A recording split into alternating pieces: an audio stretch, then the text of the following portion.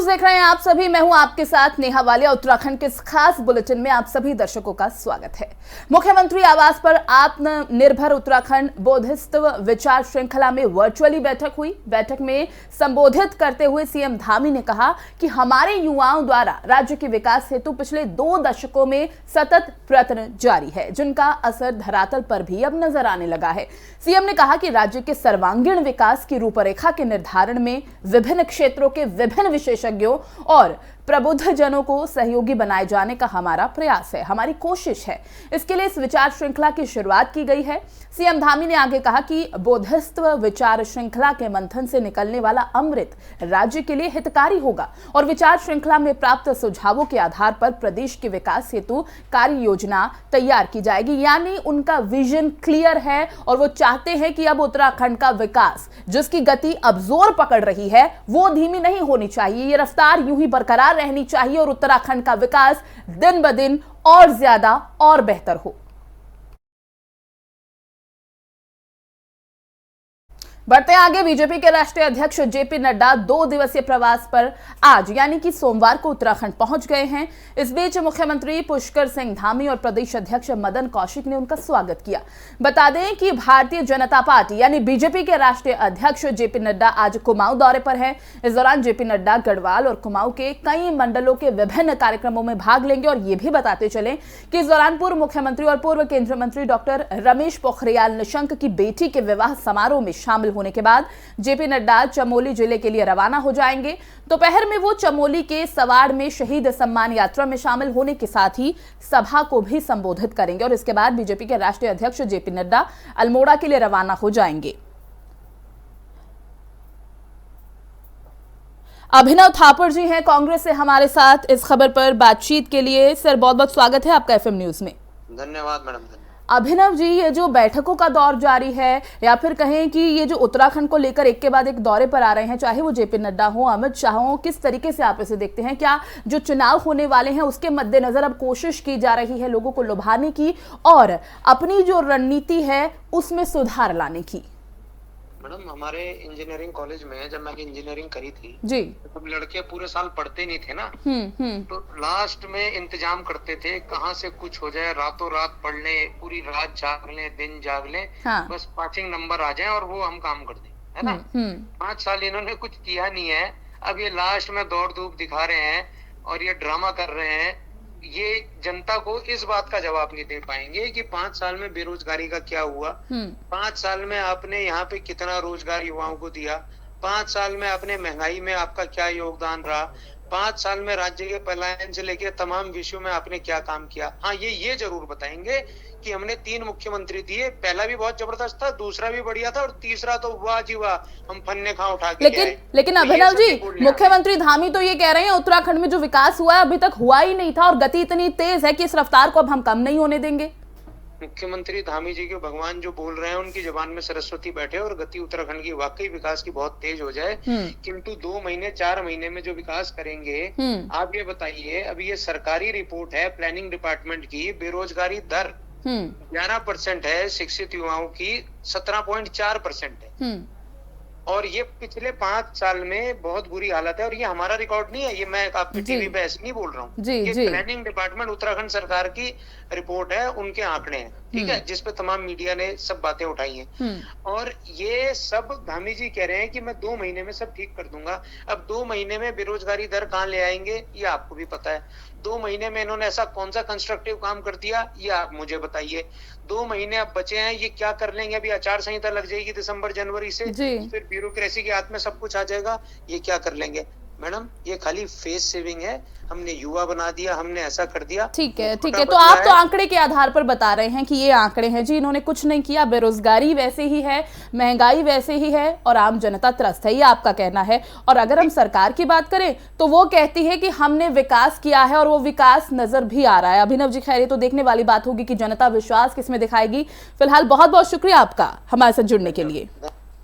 तो अभिनव जी जो हमारे साथ जुड़े, उनका यही कहना रहा कि फिलहाल कोशिशें तो यही की जा रही हैं कि किस तरह से जनता को बहला फुसलाकर तैयार कर लिया जाए कि वोट हमें ही दिया जाना चाहिए। लेकिन दूसरी तरफ मुख्यमंत्री धामी जो ये कहते नजर आ रहे हैं कि अब उत्तराखंड में जो विकास की रफ्तार तेज हुई है उसकी गति हम धीमी होने नहीं देंगे। बढ़ते हैं आगे। मुख्यमंत्री धामी ने बिरसा मुंडा जी की जयंती पर उन्हें याद किया। सीएम धामी ने ट्वीट करते हुए कहा कि राष्ट्र के समग्र विकास की परिकल्पना करने वाले महान स्वतंत्रता सेनानी भगवान श्री बिरसा मुंडा जी की जयंती पर उन्हें शत शत नमन। अंधविश्वास और शोषण के विरुद्ध उनके विचार हमारे लिए सदैव ही प्रेरणा स्रोत रहेंगे। बताते चलें कि केंद्र सरकार बिरसा मुंडा की जयंती को जनजातीय गौरव दिवस के रूप में मना रही है। बिरसा मुंडा की जयंती पर केंद्र सरकार के वरिष्ठ मंत्री नितिन गडकरी, उद्योग मंत्री पीयूष गोयल और संसदीय कार्य मंत्री प्रहलाद जोशी समेत अन्य नेताओं ने भी उन्हें श्रद्धांजलि दी और ट्वीट कर मुख्यमंत्री धामी की तरफ से बधाई दी गई, उन्हें याद किया गया और नमन किया गया।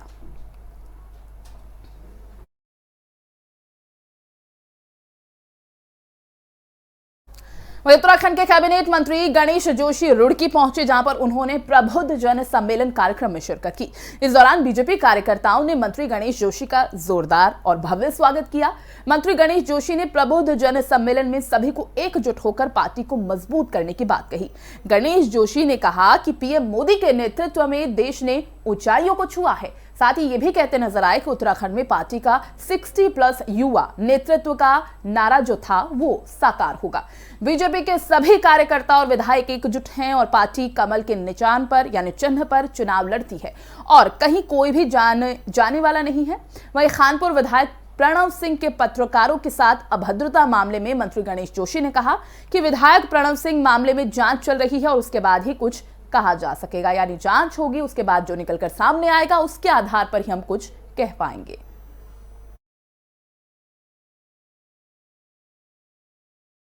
और वहीं दूसरी तरफ उत्तराखंड में विधानसभा चुनाव होने हैं और राज्य के सरकारी कर्मचारियों को 3% महंगाई भत्ते की उम्मीद सरकार से है। राज्य सरकार चुनावी साल होने के कारण कर्मचारियों को डीए देने की तैयारी कर रहा है।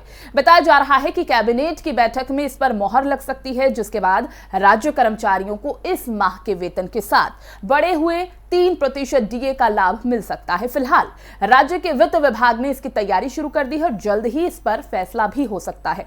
असल में इस संबंध में कैबिनेट या उच्च स्तर पर निर्णय लेना है, लेकिन वित्त विभाग ने इसकी अभी से तैयारी शुरू कर दी है ताकि सरकार के आदेश के बाद इसके लिए नोटिफिकेशन जारी किया जा सके। केंद्र सरकार ने अपने कर्मचारियों को डीए में 3% की वृद्धि की है और इसके बाद राज्य सरकार के कर्मचारियों को भी डीए बढ़ाने की उम्मीद है। दरअसल राज्य के सरकारी कर्मचारी पहले उम्मीद कर रहे थे कि राज्य सरकार दिवाली में बोनस के साथ डीए का ऐलान करेगी, लेकिन सरकार ने ऐसा नहीं किया। सरकार ने बोनस का ऐलान तो किया लेकिन डीए पर चुप्पी साधे रखी। वहीं कर्मचारी इस बात की उम्मीद कर रहे थे कि दिवाली बोनस के साथ साथ बढ़े हुए 3% डीए का भी भुगतान किया जाएगा। अब असल में राज्य सरकार की आर्थिक स्थिति खराब है, लिहाजा अभी तक सरकार ने इसका ऐलान नहीं किया और वहीं चुनाव नजदीक होने के कारण सरकार पर डीए देने का दबाव है। फिलहाल सचिवालय में चर्चा है कि 3% डीए बढ़ाने को लेकर प्रस्ताव तैयार किया जा रहा है और सरकार इस महीने के वेतन के साथ साथ कर्मचारियों को डीए का भुगतान कर सकती है। वहीं राज्य में पुरानी पेंशन बहाली को लेकर कर्मचारी संगठन आज सचिवालय तक मार्च करेंगे। राष्ट्रीय वृद्ध पेंशन आयोजन के बैनर तले सोमवार को सचिवालय मार्च निकाला जाएगा और इसी के जरिए पुरानी पेंशन बहाली को लेकर दबाव बढ़ाया जाएगा। कर्मचारी संगठनों का कहना है कि कर्मचारी लंबे समय से पुरानी पेंशन बहाली की मांग कर रहे हैं और इसीलिए शांतिपूर्ण आंदोलन चलाया जा रहा है। बावजूद इसके सरकार कोई ध्यान नहीं दे रही और लिहाजा सचिवालय कूच करने का अब फैसला किया गया है। उत्तराखंड के इस खास बुलेटिन में एक छोटे से ब्रेक के लिए रुक रहे हैं। ब्रेक के उस पार भी खबरों का सिलसिला यूं ही जारी रहेगा।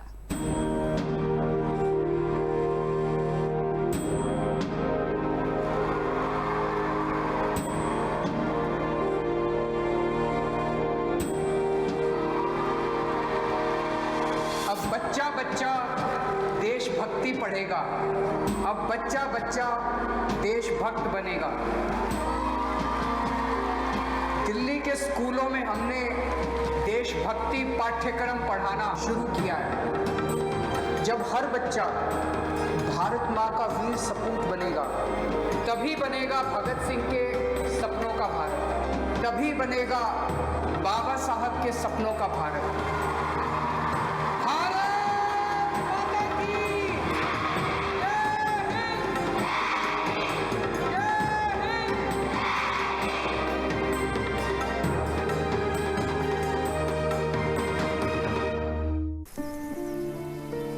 सभी जानते हैं कि दिल्ली और उसके आसपास के इलाकों में हर साल अक्टूबर नवंबर के महीनों में पराली के धुएं से प्रदूषण बढ़ जाता है। सर्दियों में पंजाब, हरियाणा और उत्तर प्रदेश में पराली के जलने वाले धुएं से दिल्ली के करोड़ों लोगों को सांस लेने में तकलीफ होती है। हमारे किसान भाइयों को मजबूरी में अपनी पराली जलानी पड़ती है, क्योंकि उनके पास कोई और दूसरा रास्ता ही नहीं होता। अब दिल्ली सरकार ने पराली से होने वाले प्रदूषण को खत्म करने के लिए एक ठोस कदम उठाया है। दिल्ली सरकार ने भारतीय कृषि अनुसंधान संस्थान पूसा द्वारा विकसित बायो डीकंपोजर तकनीक को दिल्ली में लागू कर दिया है। पूसा इंस्टीट्यूट के बायो डीकंपोजर तकनीक से पराली को गलाकर वहीं खाद में बदला जा सकता है।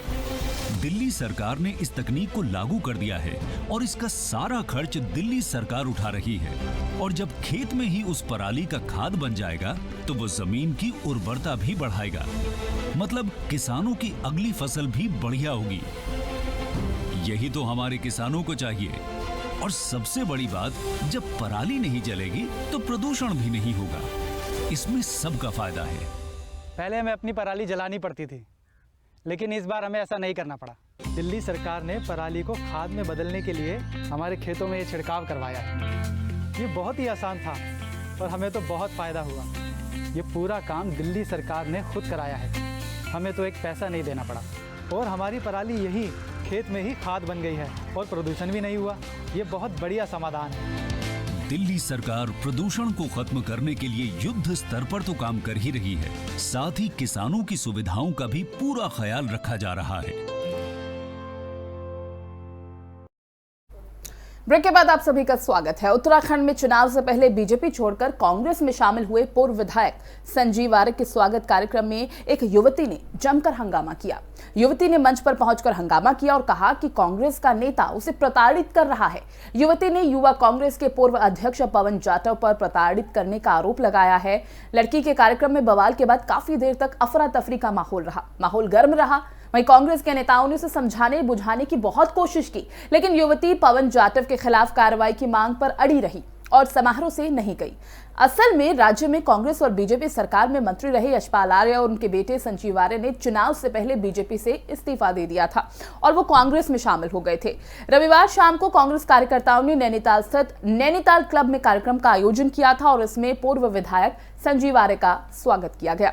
अब कार्यक्रम में माला पहनाने और औपचारिकताओं का दौर चल रहा था कि तभी मल्ली की लड़की शाजिया ने हंगामा करना शुरू कर दिया और सीधे मुख्य कार्यक्रम के मंच पर पहुंच गई।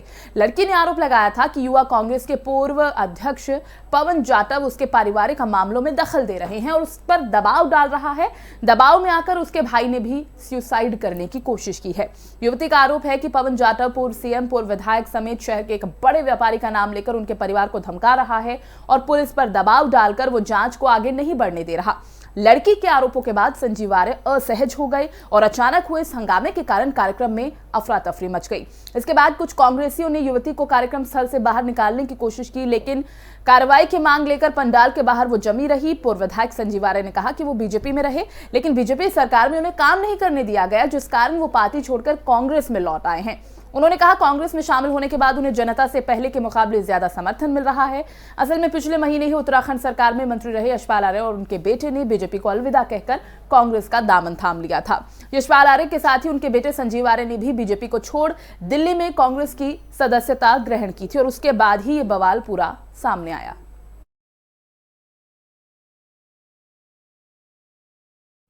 अब खबर डोईवाला से। डोईवाला विधानसभा के माजुरी ग्रांट गांव में ग्राम प्रधान अनिल पाल ने छात्राओं की परेशानी को देखते हुए सैनिटरी नैपकिन मशीन लगवाकर सराहनीय पहल की है। इसकी शुरुआत आज जिला पंचायत सदस्य टीना सिंह और माजुरी ग्रांट की पूर्व ग्राम प्रधान अनीता पाल ने की है। बताते चले कि डोईवाला विधानसभा के पूर्व माध्यमिक विद्यालय माजुरी ग्रांट एक ऐसा पहला विद्यालय है जिसमें इसकी शुरुआत की गई है। यह मशीन शौचालय में लगाई गई है, जिसमें 5 रुपए का सिक्का डालकर सैनिटरी नैपकिन लिया जा सकेगा। पहल हुई है सैनिटरी पैड और डिस्पोजल की, एक अच्छी पहल हुई है यहाँ पर और हम आगे भी चाहेंगे कि ये पूरे क्षेत्र में हम हर विद्यालय में, हर प्राइमरी स्कूल, हाई स्कूल, सब जगह हम ये सुविधाएं पहुँचा। स्कूल के छोटे बच्चों को देखते हुए जो स्कूल में जूनियर हाई स्कूल के बच्चे हैं, जो लड़कियां हैं, उन्हें जो नैपकिन जो पैड की जो दिक्कत होती थी, उसके लिए जो है उसे देखते हुए ग्राम पेयजल एवं स्वच्छता समिति की तरफ से, ग्राम पंचायत माजरी ग्रांट से समिति की तरफ से 2 स्कूलों में हमने ये नैपकिन ये पैड के वो लगाए हैं, इंसिनेटर। स्कूल माजरी ग्रांट में लगाया है और एक शेरगढ़ में लगाया है। इसमें जो है अगर किसी बच्चे को कोई परेशानी होती है तो वो जहाँ पे जो मशीन लगाई है वहाँ जाकर के जो है। अब बात करेंगे खतरनाक बीमारी की जिसने हर किसी को परेशान कर रखा है। बात हम डेंगू जैसी बीमारी की कर रहे हैं जिसने कई प्रदेश को जकड़ रखा है और इस बीच डोईवाला नगर पालिका स्वच्छता को लेकर सख्ताई से पालन कर रही है। नगर पालिका सड़क के किनारे कचरा फेंकने वालों पर अब शिकंजा कसने की तैयारी में है। नगर पालिका को निरीक्षण के दौरान जौली ग्रांट में नेशनल हाईवे के पास बड़ी मात्रा में कचरे का ढेर मिला था, जिसके चलते नगर पालिका के सफाई इंस्पेक्टर ने मौके पर कर्मचारियों को बुलाकर कूड़ा उठवाया। इस दौरान उन्होंने कहा कि कूड़ा डालने वाले व्यक्ति के खिलाफ कानूनी कार्रवाई की जाएगी और मामले की जांच भी शुरू कर दी गई है। आसपास के लोगों से पूछताछ की जा रही है, साथ ही सीसीटीवी फुटेज की भी मदद ली जा रही है, क्योंकि जैसा ही हम जानते हैं कि अभी डेंगू कई शहरों में, कई जिलों में अपने पांव पसार रहा है। ऐसे में लोगों के सामने परेशानी का विषय ये बना हुआ है, क्योंकि डेंगू की वजह से अब लोग इसका शिकार होते जा रहे हैं। डेंगू की वजह से जो मच्छरों की समस्या है वो बढ़ती जा रही है, लेकिन इसका असल कारण क्या है? जहां पर ज्यादा गंदगी होती है, सफाई नहीं होती है, वहां पर मच्छर पैदा होने लगते हैं और जब मच्छर पैदा होते हैं तो डेंगू जैसी ये भयानक बीमारी लोगों को अपना शिकार बना रही है। तो इसी की पहल की गई है। स्वच्छता को लेकर सफाई इंस्पेक्टर मौके पर पहुंचे, कर्मचारियों से बातचीत की, नगर पालिका से बातचीत की कि आखिर इतना कूड़ा किसने यहाँ पर इकट्ठा किया है और जिसने भी ये कूड़ा यहाँ पर फेंकवाया है उसके खिलाफ कानूनी कार्रवाई होनी चाहिए। फिलहाल यहाँ पर साफ सफाई करा दी गई है और कोशिश यही रहेगी कि अब स्वच्छता का पूरा ख्याल रखा जाए। के दौरान जैसी जानकारी प्राप्त पड़ी, मौके पे हम लोग सभी लोग पहुंच गए, अपनी गाड़ियों के साथ भी पहुंचे और आसपास के लोगों से भी पूछताछ की जा रही है इस संबंध में किसने कूड़ा डाला और जो भी इस पर लिप्त पाया जाएगा उसके खिलाफ जो भी कानूनी कार्रवाई होगी और वो कार्रवाई पालिका द्वारा की जाएगी। अभी हमारे द्वारा वर्तमान में तुरंत अपनी टीम को लेके जो कूड़ा पड़ा हुआ सड़क पे उसको तुरंत हटाया जा रहा है ताकि लोगों को गलत मैसेज न जाए और जिसने ये किया होगा उसके खिलाफ कानूनी। इसी के साथ एफएम न्यूज भी अपने सभी दर्शकों से यही अपील करता है कि डेंगू जैसी समस्या और बीमारी बढ़ती जा रही है। ऐसे में आपको अपना और अपने परिवार वालों का ख्याल रखना बहुत ज्यादा जरूरी है। इसके लिए सबसे ज्यादा जरूरी है अपने आसपास आप सफाई का ख्याल रखें। उत्तराखंड के इस खास बुलेटिन में फिलहाल बस इतना ही। बाकी खबरों के लिए आप बने रहिए एफएम न्यूज के साथ।